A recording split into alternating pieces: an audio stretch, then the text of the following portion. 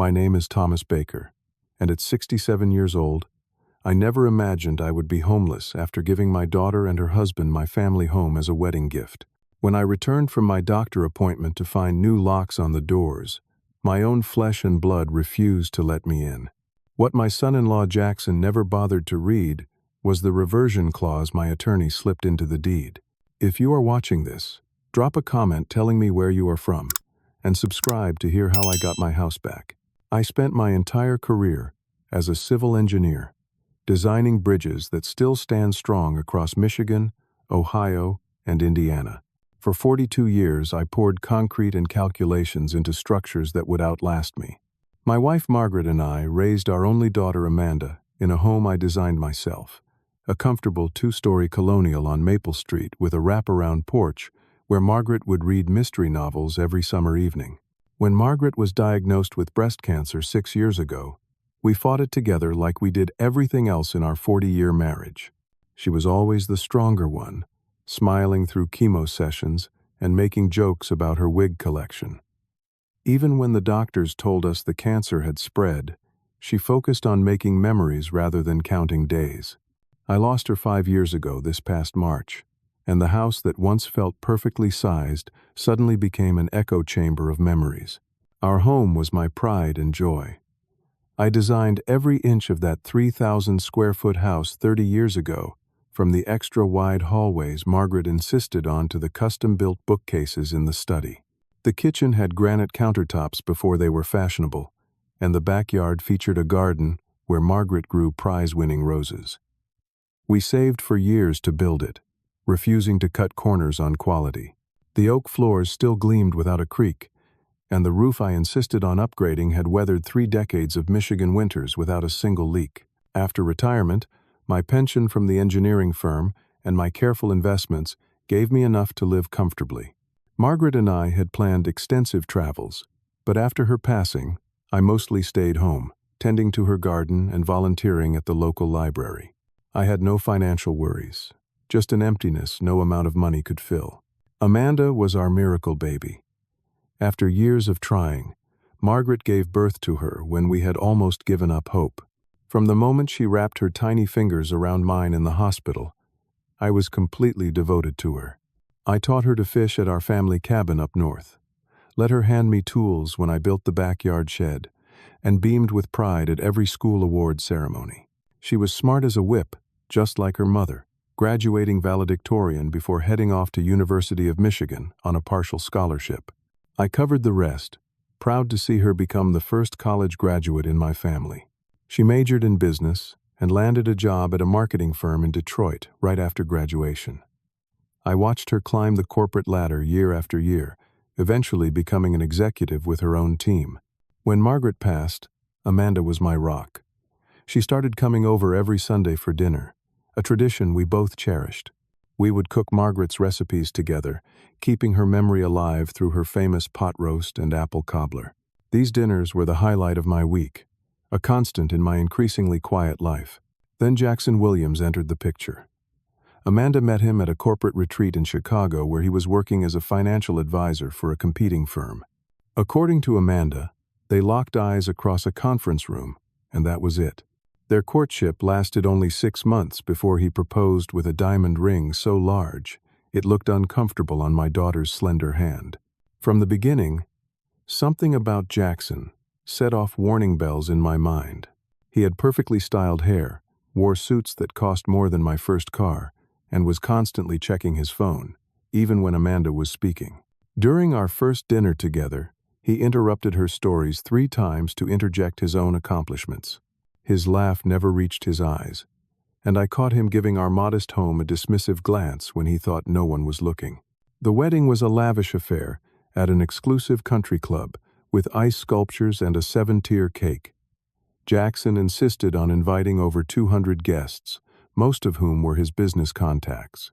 I later learned that Amanda had emptied her savings account to cover the costs after Jackson explained his investments were temporarily tied up. I kept my concerns to myself, reminding myself that Margaret always said I was too quick to judge. After all, Amanda seemed happy, and that was what mattered. In the first year of their marriage, I noticed subtle changes in my bright, independent daughter. During family gatherings, Jackson would frequently correct her stories or speak on her behalf. She began to check his reaction before sharing her opinions. My outspoken girl was becoming quieter, more careful with her words. When I visited their rented condo, Jackson made no effort to hide his annoyance, checking his watch and making comments about his busy schedule. I saw the warning signs but told myself not to interfere. Amanda was an adult, and I had raised her to make her own choices. Still, I worried as I watched her transform into someone who seemed to exist in Jackson's shadow. My concerns grew, but so did my hesitation to speak up. Margaret would have known what to do, but I was navigating these waters alone. As my 67th birthday approached, I found myself struggling with the maintenance of our family home. The yard work that once gave me pleasure now aggravated my arthritis, and the stairs to the master bedroom became increasingly difficult to climb each night. I started using the guest room downstairs more frequently, avoiding the journey up those 14 steps that seemed to multiply with each passing month. One evening after our Sunday dinner, Amanda shared that she and Jackson were hoping to start a family soon. Her eyes lit up as she talked about wanting multiple children, a stark contrast to her usual reserved demeanor around Jackson. As she spoke, I looked around the empty house that once rang with her childhood laughter and made a decision that seemed perfectly logical at the time. The house was too big for just me, with rooms that remained untouched for months at a time. The property taxes and maintenance were manageable with my pension, but the place deserved a family. I had been researching senior living communities, particularly Sunny Pines, which offered independent apartments with medical staff on call. My doctor had been encouraging me to consider such a move to reduce my isolation and ensure help was available if my health declined further. When Christmas arrived that year, I invited Amanda and Jackson for dinner as usual. I prepared Margaret's traditional prime rib and Yorkshire pudding, decorating the dining room with the ornaments Amanda had made throughout her childhood. After dessert, I handed them an envelope tied with a red ribbon. Amanda opened it carefully, always the one to save wrapping paper and ribbons. Inside was the deed to the house with their names typed neatly in the space where mine had been. Her hand flew to her mouth, tears immediately springing to her eyes. "Dad, is this for real?" she whispered, showing the paper to Jackson. "The house is yours now," I said, reaching across to squeeze her hand. "I want you to raise your family here, to fill these rooms with the grandchildren I hope to spoil rotten." Amanda rushed around the table to embrace me, sobbing into my shoulder like she used to as a little girl. Thank you," she kept repeating, her gratitude unmistakably genuine. Jackson's reaction was more controlled. A smile spread across his face as he scanned the document, but there was something calculating in his expression that made my stomach tighten. I pushed the feeling aside, focusing instead on Amanda's joy. "This is extremely generous, Thomas," Jackson said, using my first name despite my repeated requests to call me Tom. "We accept with gratitude." He didn't ask about my plans or express concern about where I would live. He simply pocketed the deed and began asking questions about the property taxes and insurance details. 2 weeks later, I met with my attorney, Frank Sullivan, to discuss the official property transfer. Frank and I had been friends since college, weathering marriages, children, and now retirement together. His office was cluttered with fishing trophies and family photos, including several of our annual camping trips. "Are you sure about this, Tom?" Frank asked, adjusting his reading glasses. "That house is your biggest asset." "Amanda will take good care of it," I replied confidently. "And Sunny Pines has everything I need at this point in my life. 1-floor living, meals available, people my age to play cards with." Frank nodded but tapped his pen thoughtfully on the deed paperwork. "What about adding some safeguards? I know you trust Amanda, but marriages can be unpredictable. And frankly, I've never warmed up to that son-in-law of yours." "What kind of safeguards?" I asked. "A life estate would let you transfer the property while retaining the right to live there for your lifetime," Frank suggested. "Or we could add a reversion clause that returns ownership to you under certain conditions." I considered this. Amanda and Jackson need their privacy to start their family. I don't want to impose. How about this? Frank said, scribbling some legal language on his notepad. We add a clause stating that you always have the right to reside in the home if you choose, and if that right is ever denied, the property automatically reverts to your ownership. That seems excessive, I laughed. Amanda would never kick me out. Frank's expression remained serious. Humor me, Tom. In 40 years of law practice, I've seen the most loving families torn apart by property disputes. This protects everyone by making expectations clear. Fine, I conceded. Add it in if it makes you feel better. But it's just a formality. I'll be perfectly happy at Sunny Pines. Frank drafted the clause, explaining that it would ensure I always had a place to live if my circumstances changed. I signed the paperwork, thinking of it as an unnecessary precaution that would never come into play. Jackson and Amanda came to Frank's office the following day to sign their portions. Jackson rushed through the document review, despite Frank's encouragement to read everything carefully. I'm familiar with real estate transactions, he said dismissively. I deal with much more complex financial instruments every day. Frank insisted on reading the reversion clause aloud, but Jackson was already reaching for the pen, signing with a flourish before passing it to Amanda. I kept a copy of all documents in my filing cabinet, following the organizational system Margaret had established decades ago. After finalizing the paperwork, we went to dinner at Salvatore's, the Italian restaurant where Margaret and I had celebrated our anniversaries. Jackson ordered a $300 bottle of wine without consulting the menu, then spent most of the meal discussing his plans to network with the neighbors and join the prestigious country club nearby. Amanda smiled and nodded, adding very little to the conversation. When the check came, Jackson was conveniently in the restroom, leaving me to cover the exorbitant bill. Moving to Sunny Pines required downsizing my life into a one-bedroom apartment with a small patio just big enough for a chair and a few potted plants. I donated furniture to local charities, sold some antiques, and carefully selected which family heirlooms to keep in my new space. Each item I parted with felt like saying goodbye to a piece of my history with Margaret, but I reminded myself that our daughter would now be the caretaker of our family treasures. The apartment was pleasant enough, with wide doorways to accommodate mobility aids if needed in the future, and an emergency call button in the bathroom. My patio faced a small pond, where ducks gathered each morning. I arranged my remaining furniture to create a cozy living room where I could read and watch the history documentaries Margaret always fell asleep during. Establishing a new routine was challenging after decades in the same home. I joined the Sunny Pines Breakfast Club that met daily in the community dining room, signed up for a twice-weekly chair yoga class, and volunteered to manage the small library of donated books in the common area. Still, I found myself at loose ends during quiet afternoons, missing the familiar creaks of my old house and the neighbors I had known for decades.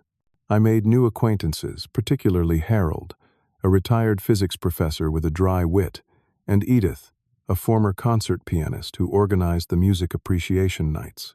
They were kind people, but friendship at our age is a gradual process, lacking the instantaneous connections of youth. I missed my old neighborhood, the familiar rhythm of the mail carrier's schedule, and the children who would wave as they passed on their way to school. The first 2 months after the move maintained a sense of family connection. Amanda and Jackson invited me for dinner every Saturday evening. I would arrive with dessert, usually a pie from the bakery since I never mastered Margaret's pastry technique. I helped Jackson replace the garbage disposal, fixed a leaking faucet in the guest bathroom, and spent a Sunday afternoon showing him how to properly maintain the sprinkler system. Amanda called almost daily, checking on my adjustment to Sunny Pines and filling me in on their lives. She seemed excited about the nursery they were planning to create in the smallest bedroom upstairs, the same room that had been hers as a child. Jackson appeared to appreciate my handyman skills, taking notes as I explained the quirks of the house's aging systems and the maintenance schedule I had followed for years. Then subtle shifts began occurring.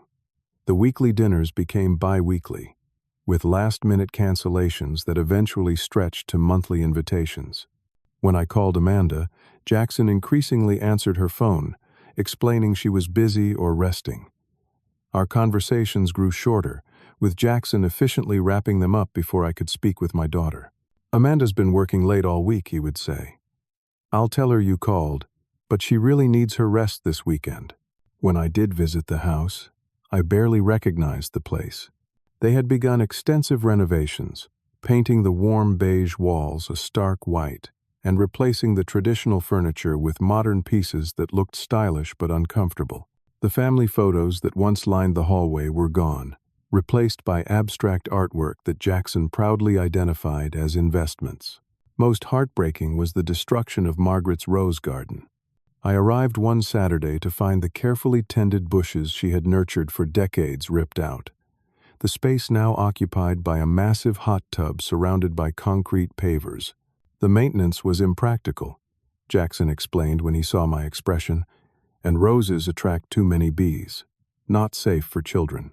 I swallowed my objections, reminding myself it was their home now. But each change felt like erasing another trace of Margaret from the world.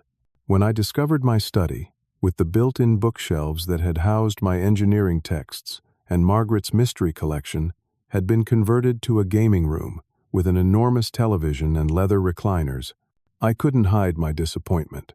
"We preserved your books," Amanda said apologetically, leading me to the garage where my collection sat in cardboard boxes. "We just needed a space for Jackson to entertain his clients." My access to Amanda became increasingly restricted. When my birthday arrived in June, our planned dinner was canceled 2 hours before I was due to arrive. Jackson texted that Amanda had a migraine, promising to reschedule soon.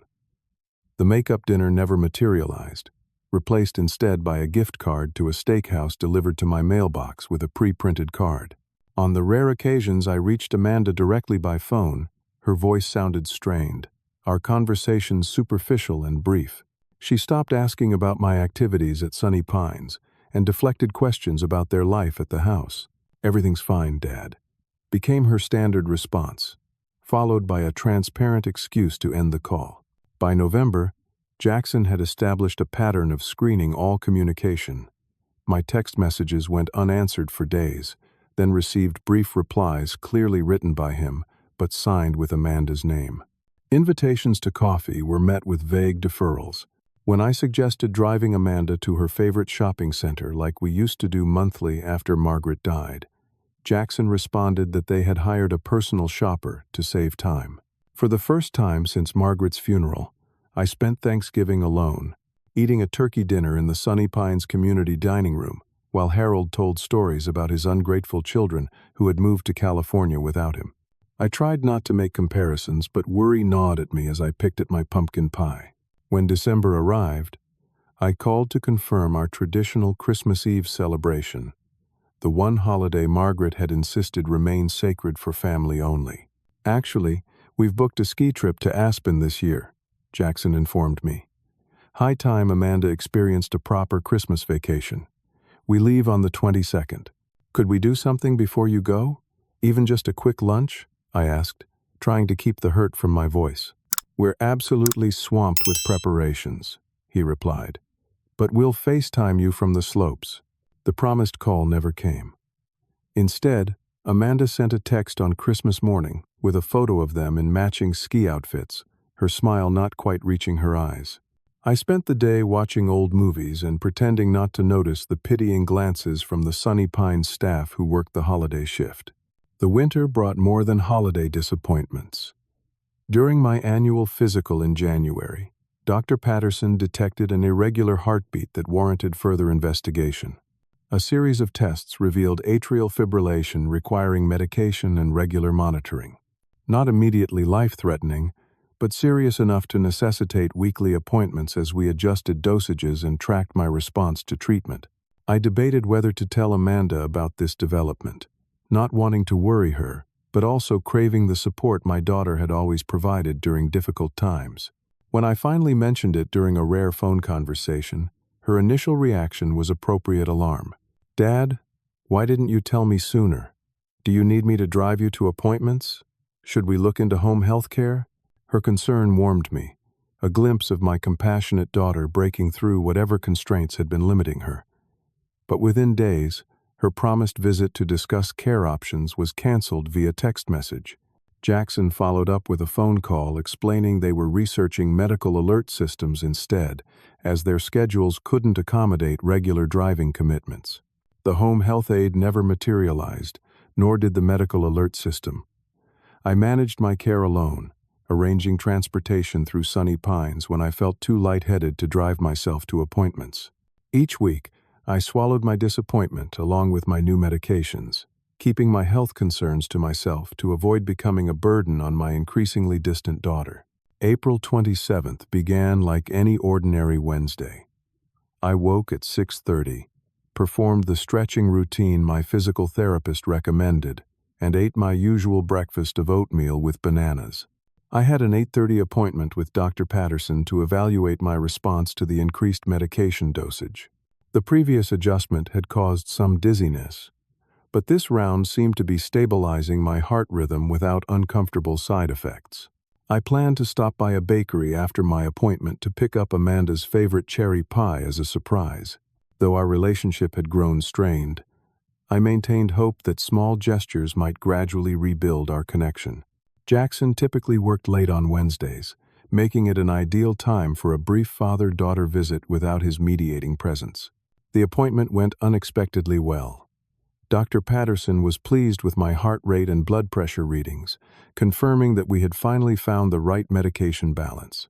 He reduced my appointment schedule to bi-weekly monitoring, a welcome development that left me in high spirits as I picked up the pie and drove toward the house that still felt like home in my heart. As I turned onto Maple Street, I noticed Jackson's luxury sedan in the driveway, unusual for a Wednesday afternoon. Perhaps he had taken a rare day off. I parked behind his car, gathering the pie and a small bag containing books I thought Amanda might enjoy. Using the house key I had kept for emergencies, I approached the front door, only to discover the key no longer fit the lock. Confused, I tried again, checking to ensure I had the correct key. It was then I noticed the new deadbolt installed above the original lock, along with a security camera I hadn't seen before mounted beside the porch light. I rang the doorbell, waiting for Amanda to answer, with what I assumed would be an apologetic explanation about enhanced security measures. After several minutes and multiple rings, the door finally opened a few inches, the security chain still engaged. Jackson's face appeared in the gap, his expression hardening when he recognized me. "Thomas, this is unexpected," he said coldly. "My key doesn't work," I explained, holding up the now useless piece of metal. "I brought Amanda some pie after my doctor's appointment. Good news on my heart condition." Jackson made no move to remove the chain or invite me inside. "We changed the locks last week. Security upgrade." "I see," I replied, confused by his hostile tone. "Could I get a new key? And is Amanda home? I'd love to share my medical update with her." "That won't be necessary," Jackson stated firmly. "Amanda and I have been meaning to talk to you about boundaries. This dropping by unannounced needs to stop." "Unannounced?" I echoed, bewildered. "I've been coming on Wednesdays for years. This is our house now, Thomas. Amanda and I need our space," Jackson declared, his voice taking on a rehearsed quality. "We appreciate everything you've done, but it's time we established our independence." I stood speechless, the pie growing heavy in my hands. "Could I at least talk to Amanda? Is she home?" Jackson shifted slightly, and in that moment, I caught a glimpse of my daughter standing in the hallway behind him. Her eyes were red-rimmed, her posture tense, but she made no move to approach the door or intervene in our conversation. "Amanda is resting," Jackson lied, despite her visible presence. "Pregnancy hormones have been making her quite emotional. Doctor's orders are minimal stress." "Amanda's pregnant?" I asked. The news that should have been joyous landing like a blow under these circumstances. "When were you going to tell me?" "We're being very cautious about the news," Jackson replied smoothly. "Early days yet. Now, I need to get back to work. My home office hours are sacred." "But what about my things?" I asked, suddenly remembering the family heirlooms and personal items I had left in the house. There are still some of Margaret's possessions I was planning to collect. Check the porch, Jackson said dismissively. We boxed up your remaining items last weekend. Very efficient of us, I thought. Sure enough, 3 cardboard boxes sat stacked beside the front door, labeled Thomas Baker Personal in Jackson's precise handwriting. The casual discarding of my belongings, some of which had been in my family for generations, felt like a physical blow. I really need to speak with Amanda, I insisted, my voice breaking slightly. Jackson's expression hardened further. Look, Thomas, I'm trying to be patient here, but you're making this difficult. This is our home now, legally transferred to us. We have the right to decide who enters and when. But I gave you this house, I protested. Exactly. Gave. Past tense. If you continue to make a scene, I'll have no choice but to call the police about a trespassing issue. I don't want to do that to Amanda's father, but I will protect my family's peace. Behind him, Amanda made a small sound, almost a whimper, but when Jackson glanced back at her, she retreated further into the shadows of the hallway without speaking. Please tell Amanda to call me when she can, I said finally, setting the pie down on the porch railing. And congratulations on the baby. Jackson nodded curtly before closing the door. I heard the decisive click of the lock, followed by the metallic slide of the deadbolt.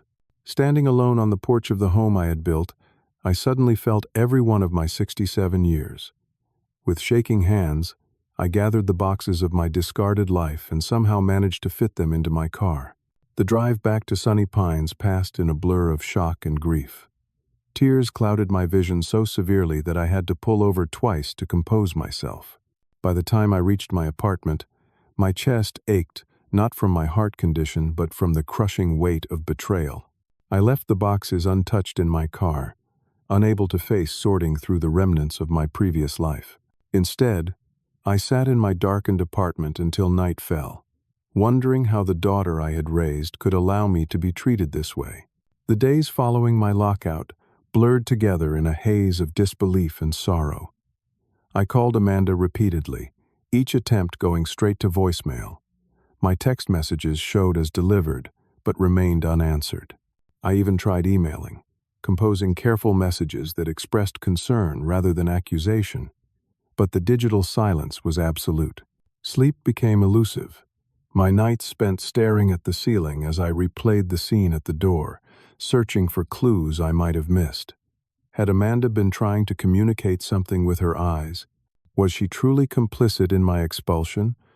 Or was she somehow constrained by Jackson's influence? The questions circled endlessly, robbing me of rest and diminishing my appetite until my clothes began to hang loosely on my frame. My Sunny Pines neighbors noticed the change in me. Harold brought chess problems to distract me, while Edith delivered homemade soup with gentle instructions to eat. The community coordinator, Marlene, knocked on my door after I missed 3 consecutive Breakfast Club meetings, her concern evident as she took in my disheveled appearance and the untouched mail piled on my counter. Tom, forgive my bluntness, but you look terrible, she said, taking a seat without waiting for an invitation. Whatever is happening, you need support. We have counseling services available. I managed a weak smile. Just family troubles, Marlene. Nothing unusual for a man my age. Unusual enough to stop eating and sleeping properly, she countered. At minimum, talk to someone you trust. Isolation only makes grief heavier. Her words resonated enough to prompt me to finally call Frank. My old friend answered on the first ring, his familiar gruff voice providing the first moment of comfort I had experienced in days.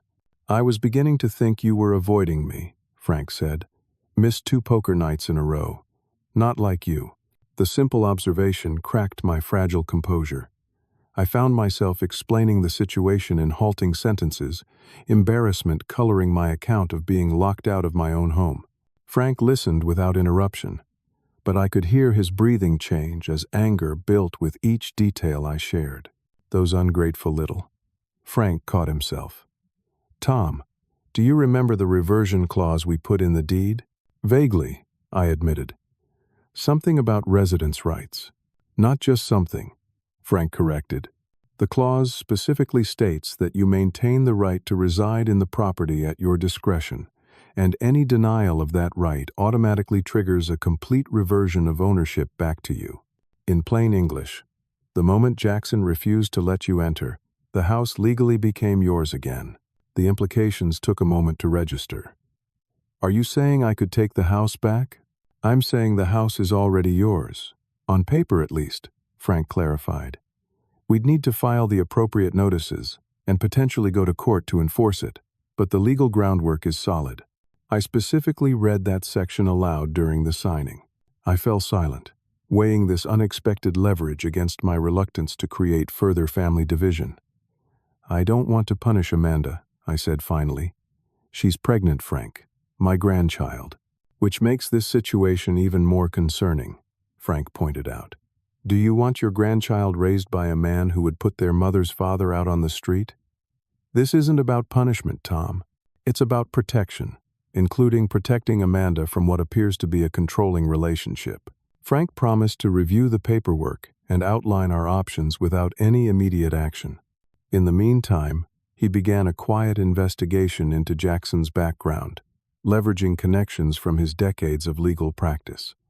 What he discovered over the next week only confirmed my worst suspicions. Jackson Williams has filed for bankruptcy twice, Frank reported during our meeting in his office. Both times after running up massive debt on luxury purchases.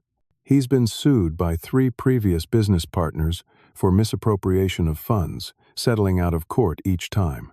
And his financial advisory license was briefly suspended 2 years ago for irregular client account activity. The man I had entrusted with my daughter and home was not merely unpleasant but potentially dangerous. Frank's paralegal had discovered another troubling development through the county records office. The house is listed for sale, Tom, Frank said gently, sliding a printout across his desk. Listed 3 days after you were denied entry. Asking price is nearly double its market value, but the photos show they've staged it beautifully. The glossy listing showed my home transformed with modern furnishings and stark white walls, all traces of the warm family space I had created completely erased. The description boasted of recent luxury renovations and no expense spared upgrades, explaining the inflated asking price. They're selling it, I whispered, the final betrayal landing like a physical blow, without even telling me. There's more, Frank continued reluctantly. My contact at Detroit First National says Jackson has substantial gambling debts, the kind that attract unsavory collection methods. I suspect he's planning to sell the house, pocket the profit, and disappear before his creditors catch up. Despite this damning information, I still hesitated to take legal action. Amanda was carrying my grandchild, and I feared the stress of court proceedings might harm her or the baby. I made one final attempt at resolution, leaving a voicemail explaining that I knew about the house listing and simply wanted to talk before involving attorneys. The response came not from Amanda but from Jackson, in the form of a threatening message delivered to my voicemail the following morning. Thomas, your harassment needs to stop immediately, his voice declared coldly. Amanda is distressed by your manipulative attempts to contact her. If you continue, we'll have no choice but to seek a restraining order. Amanda needs distance from your emotional blackmail during her pregnancy. Do not contact us again. That message, saved and played for Frank, became the turning point. The mention of a restraining order based on false accusations showed how far Jackson would go to maintain control. More concerning was learning the house was already under contract with a closing date just 2 weeks away. If they sold the property before we could assert the reversion clause, the legal complications would multiply exponentially. We need to act now, Frank insisted. I've prepared the reversion notification and court filings. We can have a temporary injunction against the sale by tomorrow afternoon. I signed the papers with a steady hand, my decision finally clear. This wasn't just about reclaiming my property. It was about protecting my daughter and future grandchild from a man who had demonstrated he would discard people once they no longer served his purposes. The house represented financial security I could preserve for Amanda and her child, regardless of how she felt about me now. What if she never forgives me? I asked Frank as he gathered the signed documents. She might not, he acknowledged honestly. But someday, she might thank you. Either way, you'll have done what a father should do: protect his child, even when it's difficult, even when it hurts. As I drove back to Sunny Pines that evening, I felt a strange mixture of resolve and grief. The path ahead would be painful, but for the first time since being locked out of my home, I was taking action rather than simply suffering the consequences of Jackson's manipulation. Whatever happened next, I would face it standing up for what was right, just as I had taught Amanda to do throughout her childhood. Frank wasted no time putting our legal strategy into motion. The morning after I signed the paperwork, he dispatched Calvin Weber, a professional process server he had worked with for decades, to deliver the reversion notice and court documents to Jackson and Amanda. Calvin, a former Marine with impeccable professionalism, wore a body camera to document the service as a standard practice that would prove invaluable later. That evening, Calvin called to report on the encounter. "I've served papers in some tense situations, Mr. Baker, but your son-in-law takes the cake for most hostile recipient this year." Calvin had arrived at the house at 6:15, timing his visit when both Jackson and Amanda would likely be home. Jackson answered the door in business attire, initially smiling until Calvin identified himself and presented the documents. The man went from charming to furious in seconds flat, Calvin recounted. Started yelling about harassment and threatening to call the police. When I explained I was simply performing a legal function and that refusing service wouldn't make the documents any less valid, he actually tried to slam the door on my foot. The body camera footage, which Frank later showed me in his office, captured Jackson's complete meltdown. He ripped the papers in half, threw the pieces at Calvin, and launched into a profanity-laden tirade that included threats against both me and Frank. Most disturbing was his reaction when Amanda appeared in the background, drawn by the commotion. "Go back inside," Jackson had shouted at her. "This doesn't concern you." "But it's my father." Amanda had protested quietly, her pregnant belly now visibly evident beneath her loose sweater. "I handle the legal matters in this family," Jackson had snapped before turning back to Calvin. "Tell the old man he's wasting his money. We have a buyer ready to close next week." Calvin, maintaining his composure, had calmly informed Jackson that tearing up the papers didn't invalidate service and that a temporary injunction was already being filed to prevent the sale. He placed a second copy of the documents on the porch before departing, his camera capturing Jackson's continued ranting. The footage also revealed a crucial moment Frank replayed several times. As Jackson berated Calvin from the doorway, the camera briefly captured Amanda retrieving the second copy of the papers, quickly scanning their contents with widening eyes before slipping them into her pocket. Her expression changed from confusion to shock, suggesting this might have been her first awareness of the reversion clause and possibly even the imminent house sale. 2 days later, we received notice that Jackson had retained Patricia Holbrook, an aggressive attorney known for her confrontational style in property disputes. Frank seemed unfazed by this development. "Patricia relies on intimidation and delay tactics," he explained. "But this case is remarkably straightforward from a legal perspective. The language in the deed is unambiguous, and we have documented evidence of your exclusion from the property." The initial court hearing was scheduled for the following Tuesday, giving us 5 days to prepare. Frank coached me on maintaining composure during proceedings, emphasizing the importance of appearing rational and reasonable rather than vindictive. "The judge will be evaluating not just the legal merits, but also the human elements," he advised. "Speak clearly about your intentions to provide housing security for your daughter and grandchild. Focus on protection, not punishment." When the court date arrived, I wore my best suit, the one reserved for weddings and funerals, and arrived early with Frank to review our strategy once more. The courtroom was smaller than I had imagined from television dramas, the wooden benches polished by decades of anxious occupants, awaiting their turn before the law. Jackson and Amanda entered just minutes before proceedings began. Jackson wore an expensive suit that seemed newly purchased, his hair perfectly styled and shoes gleaming. Amanda, by contrast, looked pale and drawn, her pregnancy making her appear somehow both more vulnerable and more resolute.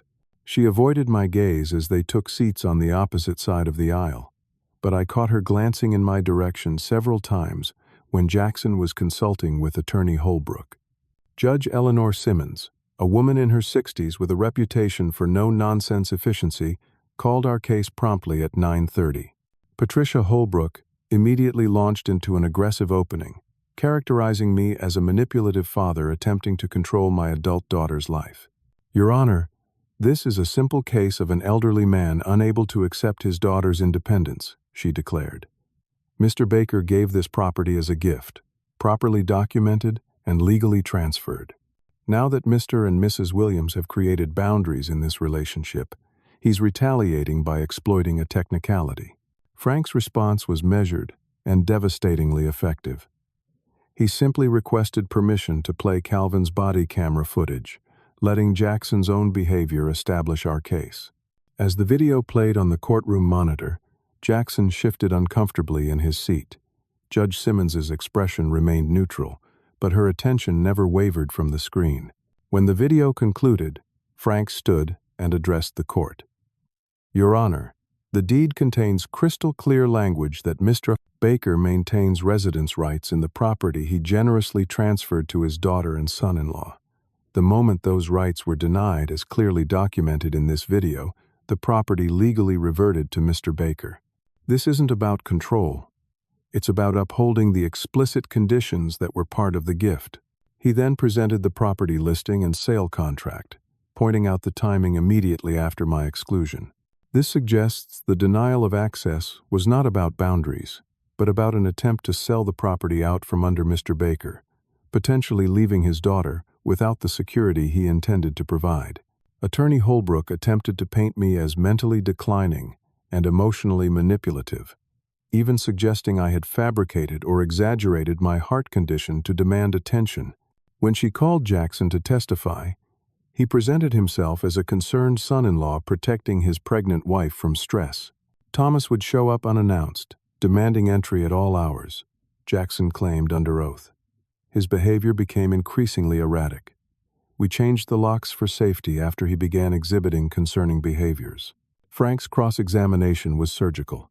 He established the timeline of my doctor's appointments, produced pharmacy records of my heart medication, and methodically dismantled Jackson's portrayal of me as unstable. He then pivoted to financial questions that left Jackson increasingly flustered. Mr. Williams, are you aware that selling a property under legal dispute constitutes fraud? Frank asked calmly. We're not trying to anyone, Jackson protested. This is our house to sell, yet you failed to disclose the reversion clause to your potential buyers, Frank continued. Just as you failed to disclose your 2 bankruptcy filings to this court. Jackson's face flushed with anger. Those are private financial matters irrelevant to this case. Judge Simmons interrupted. I'll determine what's relevant, Mr. Williams. Please answer the question. By the time Frank finished his questioning, Jackson's credibility was in tatters. When Amanda was called to testify, I held my breath, uncertain whether she would support her husband's narrative or acknowledge the truth. To my surprise, when Attorney Holbrook asked if she felt threatened by my presence, Amanda hesitated before answering.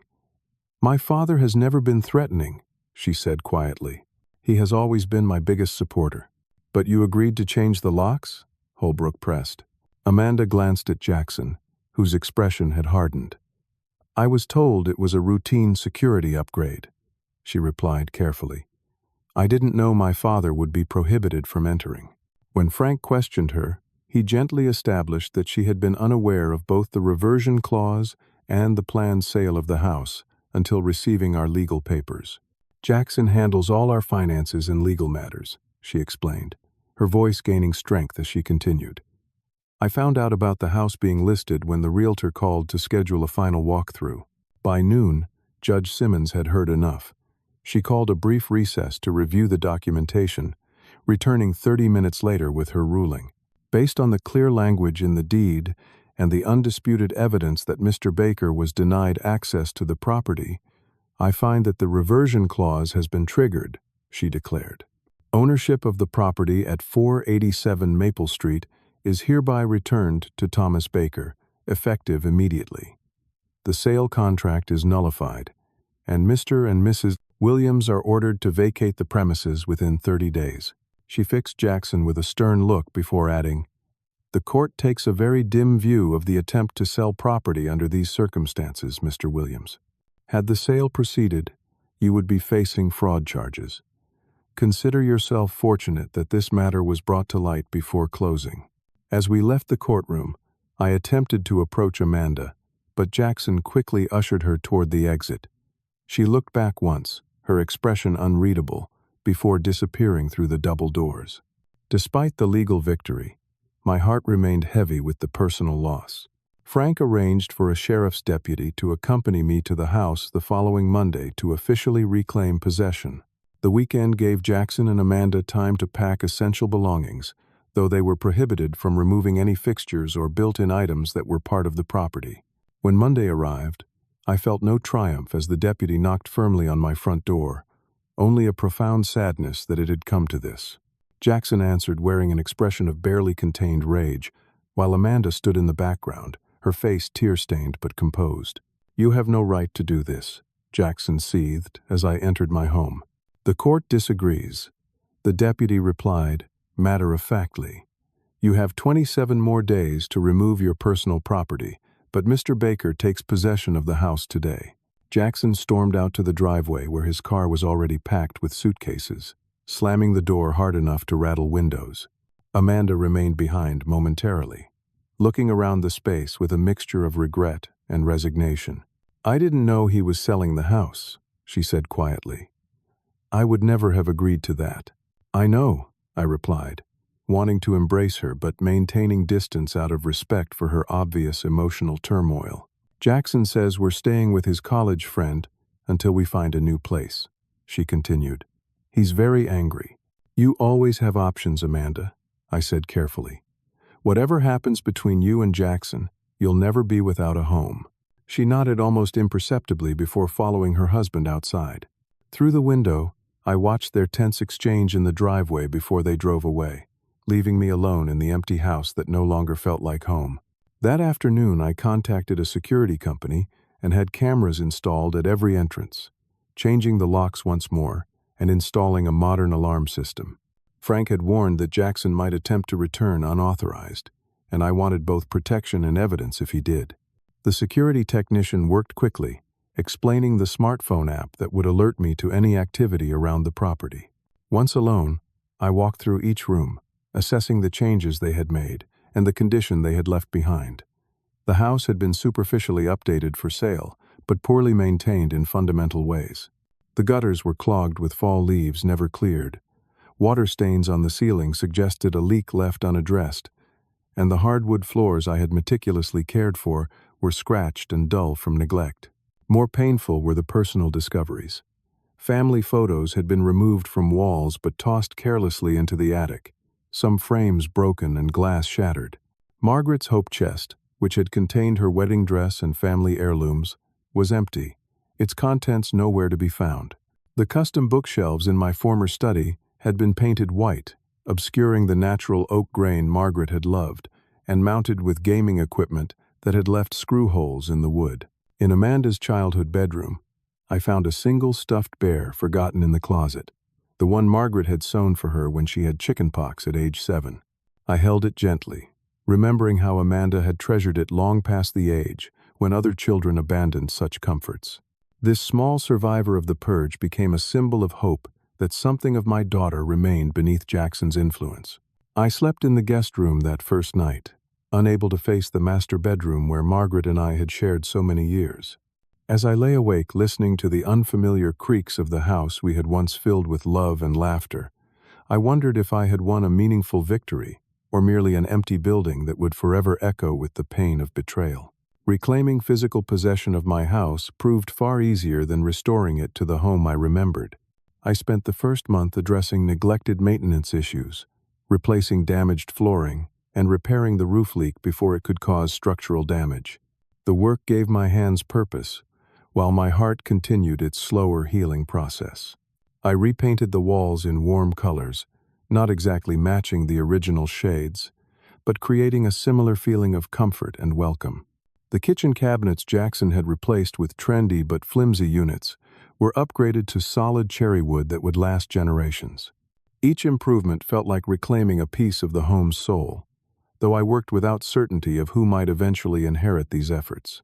The garden required particular attention.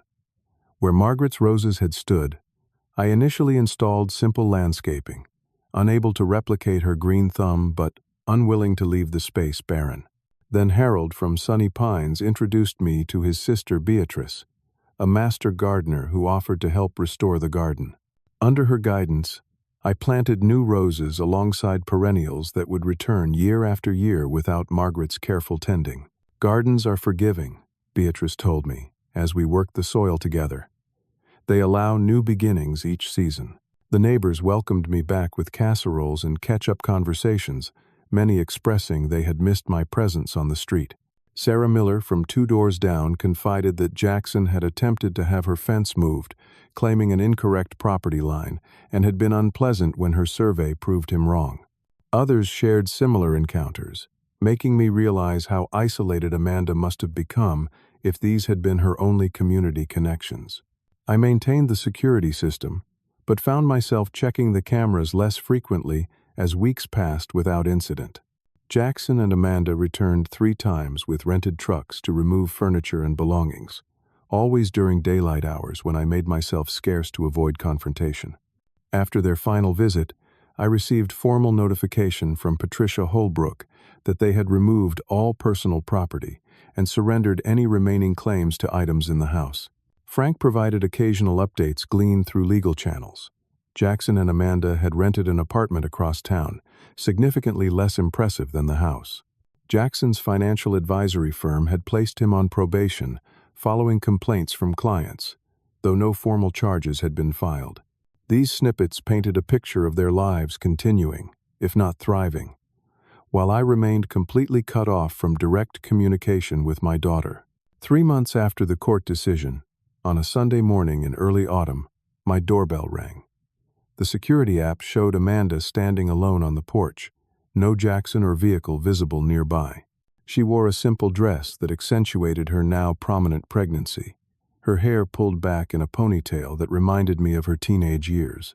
I opened the door immediately, working to keep my expression neutral, despite the surge of emotion her presence evoked. "Amanda," I said simply, stepping aside in silent invitation. She entered hesitantly, glancing around at the changes I had made. "The house looks nice," she offered. "Almost like it used to." "Almost," I agreed.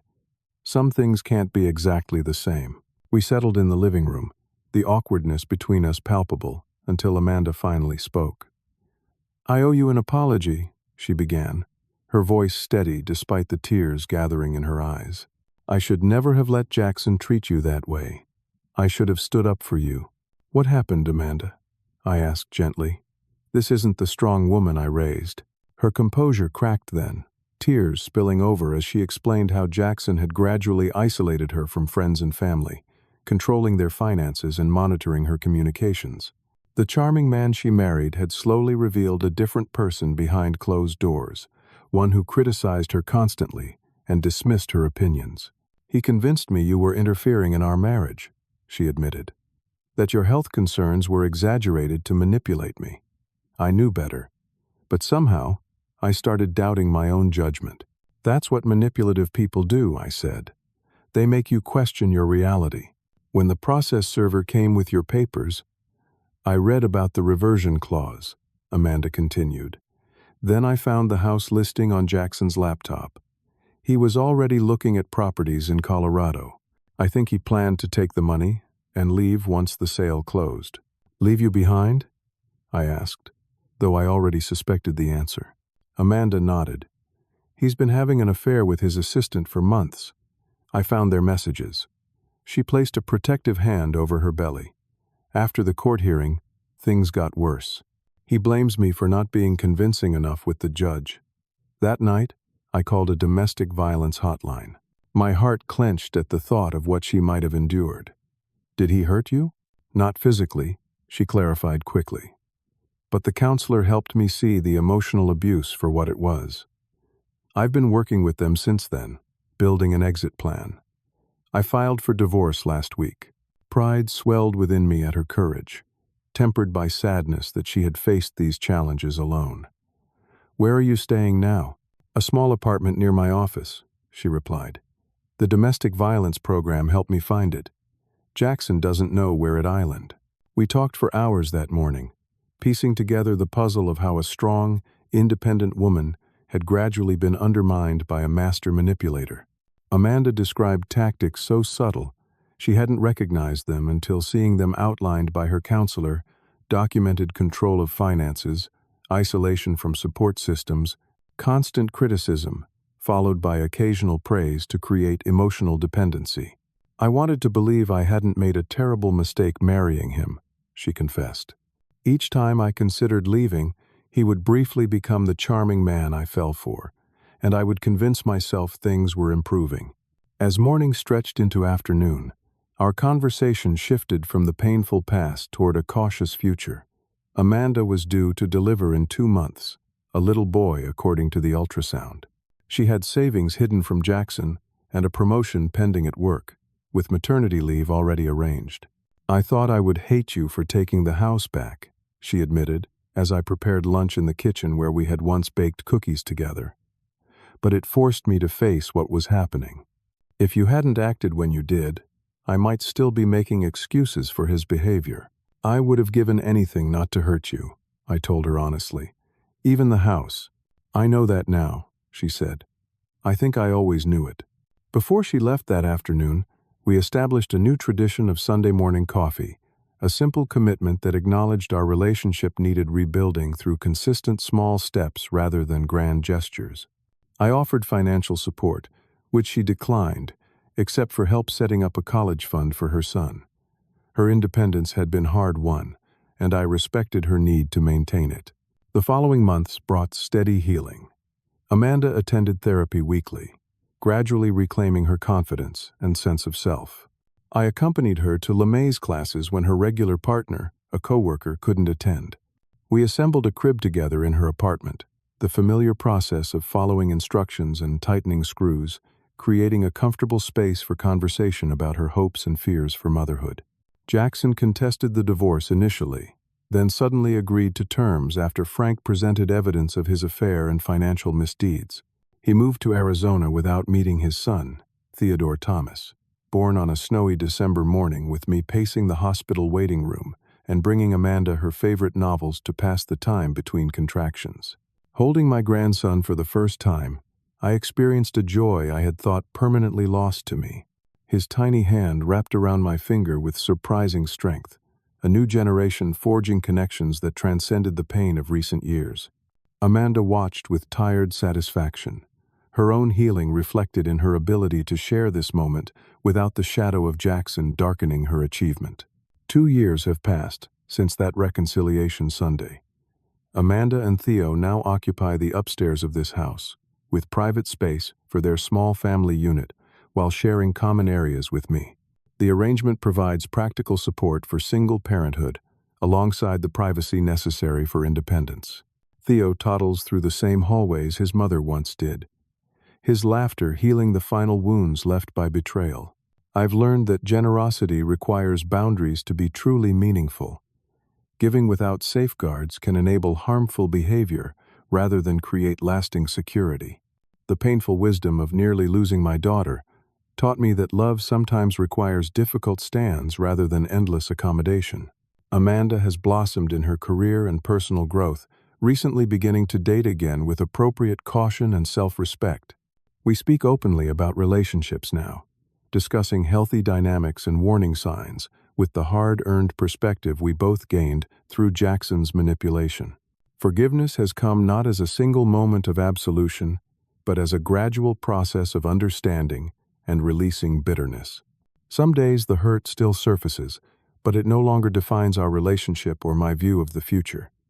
The house around us has become a home again, filled with new memories that honor rather than erase the past. As I watch Theo playing in the garden where Margaret's roses once again bloom, I realized that home isn't contained in walls and foundations, but in the connections we nurture and protect.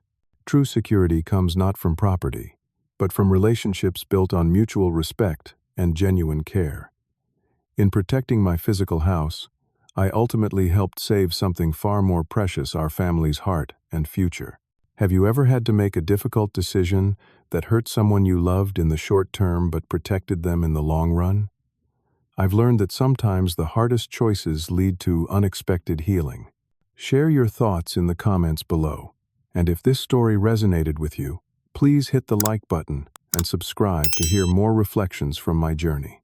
Life teaches its most valuable lessons through our greatest challenges, and I'm grateful to share those lessons with this wonderful community.